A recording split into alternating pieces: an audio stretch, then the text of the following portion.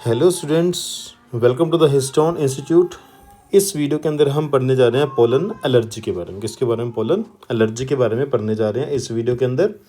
तो इस वीडियो को शुरू करने से पहले एक छोटा सा इंट्रो आपको दे दूं कि इन वीडियो को नीट के जो कैंडिडेट्स हैं, नीट के कैंडिडेट्स 12th क्लास के और 11th क्लास के कैंडिडेट्स भी इन वीडियोस को देख सकते हैं। आगे चल के हम 11th क्लास के चैप्टर्स की जो वीडियोस होंगी उनको भी इस चैनल के ऊपर इसी चैनल के माध्यम से आपको यहाँ पे प्रोवाइड करवाया जाएगा।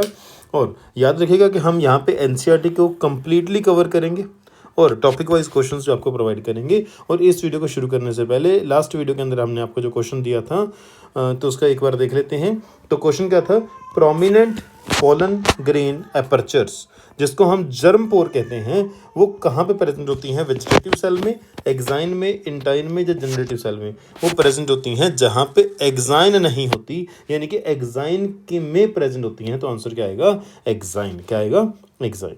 तो चलिए शुरू करते हैं आज की वीडियो। तो आज का हमारा जो टॉपिक है दैट इज़ योर कौन सा टॉपिक है हमारा आज का? हमारा आज का जो टॉपिक है वो है पोलन एलर्जी। Pollen allergy. तो पोलन एलर्जी को देखते हैं। पोलन एलर्जी को देखते हैं। पोलन एलर्जी का मतलब क्या है कि देखिए, स्पेशली जो एनीमोफिलस प्लांट होते हैं, कौन से? एनीमोफिलस। एनीमोफिलस का मीनिंग आपको बता दूं, ऐसे प्लांट जिनके अंदर पॉलिनेशन, जिनके अंदर एयर के द्वारा पॉलिनेशन होती है, एयर पॉलिनेशन होती है जिनके अंदर, उनको हम क्या बोलते हैं? एनीमोफिलस प्लांट बोलते हैं। तो एनीमोफिलस प्लांट, देखो सभी की बात नहीं हो रही, बहुत सारी स्पीसीज हैं और उनमें से ज़्यादातर कैसी हैं? एनीमोफिलस प्लांट हैं, राइट। उनके जो पोलन ग्रेन है, किसके?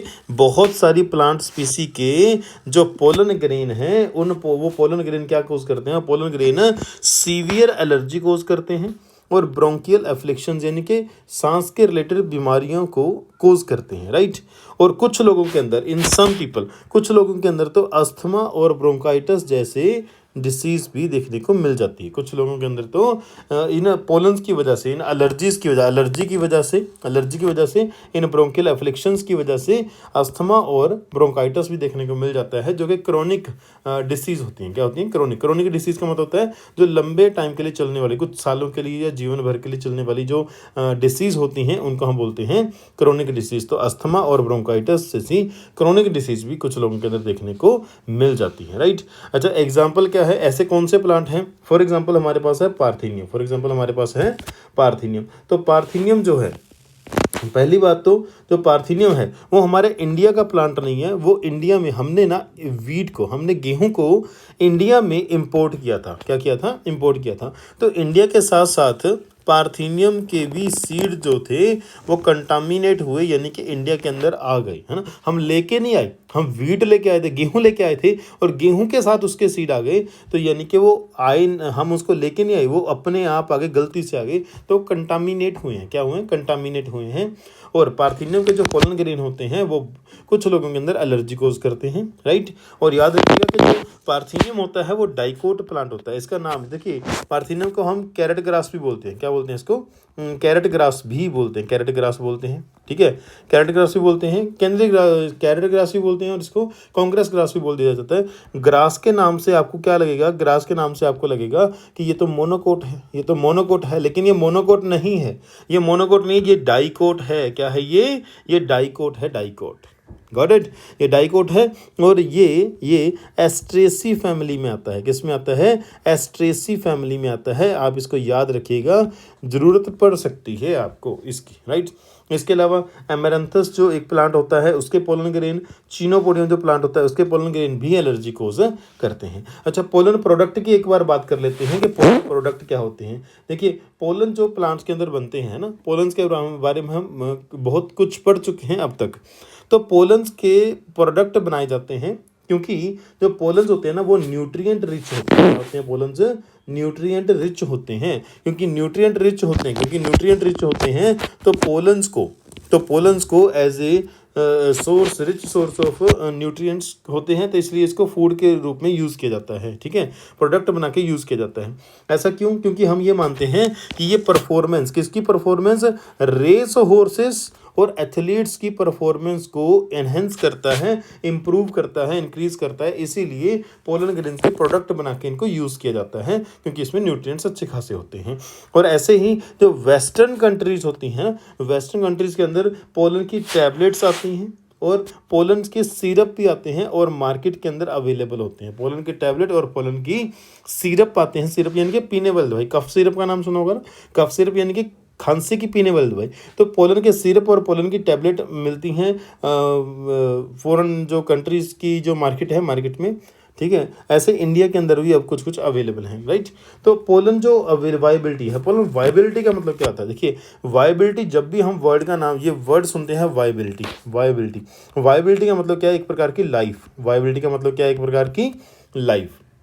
इसका मतलब क्या है यहाँ पे कि जो पोलन ग्रेन्स हैं, पोलन ग्रेन्स जैसे ही देखो, मान लो कि ये फिलामेंट है और यहाँ पे एंथर है, तो यहाँ से जैसे ही पोलन ग्रेन बाहर आएगा, जैसे पोलन ग्रेन शेड होने के कितनी देर बाद, शेड होने के कितनी टाइम, शेड होने से कितने टाइम तक वो पोलन ग्रेन जर्मिनेट कर सकता है, वो पोलन ग्रेन जर्मिनेट कर सकता है। यानी कि मान लो कि इस टाइम पे पोलन ग्रेन शेड हो गया, यानी कि वो एंथर से बाहर आ गया। अब कितने टाइम तक वो स्टिग्मा तक जाए और स्टिग्मा पे जाके जर्मिनेट हो जाए, यानी कि उसका एक फिक्स टाइम होता है। अगर पोलन ग्रेन तब तक स्टिग्मा पे जाके जर्मिनेट नहीं हुआ तो पोलन ग्रेन फिर कभी जर्मिनेट नहीं होगा, उसकी डेथ हो जाएगी, है ना।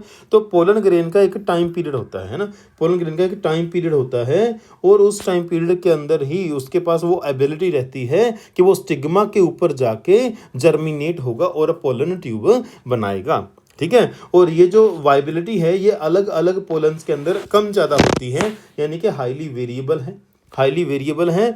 और ये प्रिवेलिंग यानी कि आसपास का, उस जगह का, उस लोकेशन का जो आसपास का टेम्परेचर है और वहाँ की जो ह्यूमिडिटी है, उस टेम्परेचर और ह्यूमिडिटी के ऊपर डिपेंड करता है कि भाई उन पोलन ग्रेन की जो वायबिलिटी है वो कितनी देर की होगी, कम देर की होगी या ज़्यादा देर की होगी, राइट, ओके। और जेनेटिकली भी डिसाइड होता है और वहाँ के टेम्परेचर और ह्यूमिडिटी पे भी डिपेंड करता है, राइट।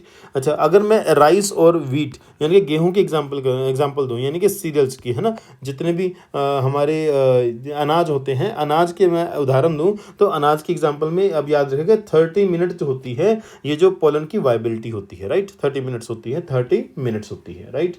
अच्छा उसके बाद ऐसा ज़रूरी नहीं कि 30 मिनट्स के आसपास होगी। अगर मैं लेग्यूमिनेसी फैमिली की बात करूं, अगर अच्छा रोजेसी फैमिली की बात करूं, सोलानेसी फैमिली की बात करूं, तो इनके अंदर कुछ महीनों तक भी हो सकती है, यानी कि जो पोलन ग्रेन्स है कुछ महीनों तक वो वायबल रहेंगे। आप कुछ महीनों तक कभी भी उनकी पोलिनेशन करवा देना, वो जो है वो जर्मिनेट हो जाएंगे और पोलन ट्यूब बना देंगे, राइट, क्लियर, ओके। उसके बाद है पोलन बैंक का मतलब, देखिए बैंक के अंदर हम क्या करते हैं, हम बैंक के अंदर पैसे जो होते हैं, मनी जो होते हैं, उसको क्या करते हैं, स्टोर करते हैं, सेव करते हैं, राइट।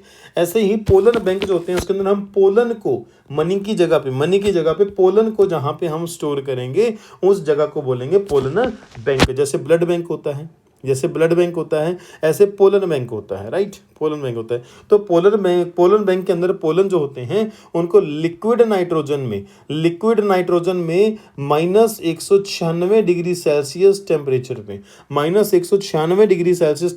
पे लिक्विड नाइट्रोजन में सालों के लिए उनको स्टोर करके रखा जाता है, जिसे हम क्या बोलते हैं, क्रायो प्रिजर्वेशन। अब देखिए क्रायो वर्ड जहां भी आ जाए, याद रखना, क्रायो वर्ड का मतलब होता है कूल, यानी कि ठंडा, है ना। अब -196 माइनस है जी, प्लस नहीं है, -196 डिग्री सेल्सियस क्या होगा, बहुत ज़्यादा ठंडा, बहुत ज़्यादा कूल प्लेस होगा। और कूल प्लेस में किसी को प्रिजर्व करना, कूल प्लेस में किसी को प्रिजर्व करना, देखो यहाँ पे प्रिजर्वेशन लिखा हुआ है, तो हम कूल, क्रायो मतलब कूल, प्रिजर्वेशन मतलब किसी को सेव करके रखना, तो कूल प्लेस पे सेव करके रखना क्या होता है, क्रायो प्रिजर्वेशन। क्रायो प्रिजर्वेशन के अंदर हम क्या करते हैं, पोलन ग्रेन्स को लिक्विड नाइट्रोजन में -196 डिग्री सेल्सियस पे स्टोर करके रखते हैं, ठीक है। और लेटर क्यों करते हैं, ताकि हम उन पोलन्स को प्लांट ब्रीडिंग प्रोग्राम्स में यूज़ कर सकें और अच्छी क्वालिटी के इम्प्रूव्ड वैरायटी के सीड जो हैं और प्लांट जो हैं उनको बना सके, राइट। अच्छा, एक एक्सपेरिमेंट ध्यान से सुनिएगा कि मान लो कि एक एंथर है वो ओपन हो चुका है, यानी कि उसकी डिहाइसेंस हो चुकी है ना। मान लो कि हिबिस्कस प्लांट की हम बात कर रहे हैं, है ना, गुड़हल की बात कर रहे हैं, नहीं गुड़हल नहीं बोलते, हिबिस्कस की बात कर रहे हैं। हिबिस्कस हो या कोई दूसरा प्लांट हो, दूसरा फ्लावर हो ना, हिबिस्कस का फ्लावर या फिर कोई दूसरा फ्लावर है, उसका एंथर ओपन हो चुका है, डिहाइसेंस कर चुका है, अगर आप उसके एंथर को टच करते हो, आप उसके एंथर को टच करते हो, तो आप अपनी फिंगर्स पे देखेंगे कि फिंगर्स के ऊपर ना एक येलो कलर की पाउडरी जो डिपोजिशन हो जाएगी। डिपोजिशन यानी कि आपकी फिंगर के ऊपर ना कुछ येलो कलर का पाउडर लग जाएगा। वो पाउडर एक्चुअली क्या है, वो पाउडर छोटे छोटे पोलन ग्रेन्स हैं। वो पाउडर छोटे छोटे क्या है, एक्चुअली पोलन ग्रेन्स होते हैं, राइट। तो वहाँ से आप देख सकते हैं कि पोलन ग्रेन कैसे होते हैं ना। तो थोड़ा सा एक्सपेरिमेंट आप यहाँ पे करके देख सकते हो। तो उसके बाद क्वेश्चन है, आज का वीडियो थोड़ा छोटा ही रहेगा, ठीक है। Which of the following weed has become a major cause of pollen allergy in India. India के अंदर ऐसा कौन सा वीड है जो एक पोलन एलर्जी का मोस्ट मेजर कोज बन चुका है। तो पिस्टिया ऐसा नहीं है, मायोसोटिस नहीं है, पार्थिनियम है और साल्विनिया भी नहीं है। तो आंसर क्या रहेगा हमारा, third answer, third option. Pollen viability for rice and wheat, rice और वीट यानी गेहूं और चावल के लिए जो पोलन वाइबिलिटी है वो क्या होती है, 30 मिनट होती है, 30 आवर्स होती है, 30 सेकंड्स होती है, 30 मंथ्स होती है। तो हमारा आंसर क्या आएगा, फर्स्ट ऑप्शन 30 मिनट्स। अच्छा, उसके बाद हमारा जो लास्ट क्वेश्चन है ये आप मुझे कमेंट सेक्शन में इसका आंसर देंगे, ठीक है। तो हम क्वेश्चन को एक बार देख लेते हैं। Which of the following plant came into India as a contaminant with imported wheat. इसको हम आज इस वीडियो के अंदर डिस्कस कर चुके हैं। इसी वीडियो के अंदर वो जिया मेज यानी कि मक्का का पौधा था, मैंजीफेरा यानी कि मैंगो था, और रोज़ा इंडिका या फिर पार्थिनियम था ना। आप इसका आंसर मुझे कमेंट सेक्शन में देंगे, और हमारे चैनल को सब्सक्राइब करें, वीडियो को लाइक करें, शेयर करें और आंसर को कमेंट करें और अपने दोस्तों को भी इसके बारे में बताएं ताकि हमें मोटिवेशन मिले। Thank you, have a nice day.